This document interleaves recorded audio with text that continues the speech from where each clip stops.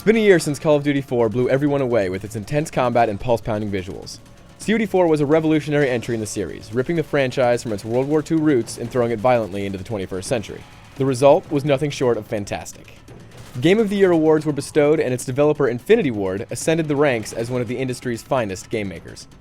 Well, it's a year later, and a new Call of Duty has just hit stores. Just don't call it COD5 or Activision will send its goons after you.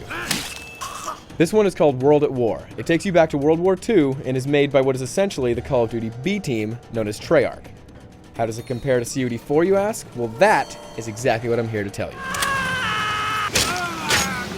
Obviously, Modern Warfare has a 21st century flavor to it, taking place in a variety of former Soviet-controlled and Middle Eastern countries. There are a variety of environments, everything from cities under siege to hollowed-out office buildings.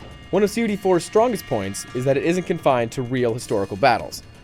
All the situations are grounded in current problems, but with a Hollywood-type story tying it all together. This gives a real drive to the player's actions and makes the events much more impactful. There are crazy scripted scenes like the highway chase, and everything has a ridiculously high production value to it. The thing about World at War is that it owes many of its elements to COD4. Treyarch's game actually runs off the COD4 engine, so it's still gorgeous to see. There are awesome vistas and scripted scenes of chaos that you simply don't see from other franchises. The gameplay is also largely the same as all Call of Duties. Shoot with your sights, hide, push ahead, and watch for grenades. This game even has a plane mission that mirrors COD4's AC-130 level. But whereas COD4 has a new age, slightly more detached feeling to it, World at War puts you right in the middle of our planet's darkest days. It's more brutal and has a lot more blood. In fact, it's the splatter effects and the abundance of chunk that results from a simple machine gun blast that detracts from the game's realism. But the main difference is how the games are presented.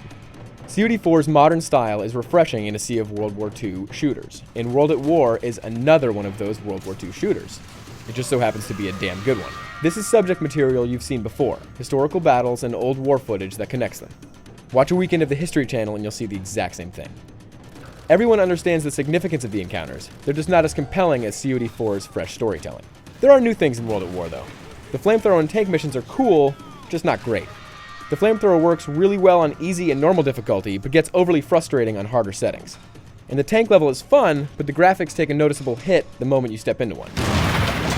One feather in the cap of World at War is replay value. COD4's multiplayer is expanded upon with more perks, a cool zombie mode where you take on a Nazi zombie horde with up to 3 other guys, and a co-op campaign mode which is just plain awesome. There's a lot of bang for your buck, and in terms of value, World at War wins out. At the end of the day, both games are awesome and you'll be happy playing either. However, for me, COD4 is still the better game. It feels like it has a higher production value, a more epic soundtrack, and characters and situations that are fresh and exciting. There's absolutely no moment in World at War that gives you the same feeling as when the nuke goes off in COD4. This does not mean that you shouldn't play World at War, but if you ask me which is better overall, I'd have to go with Infinity Ward's Call of Duty 4.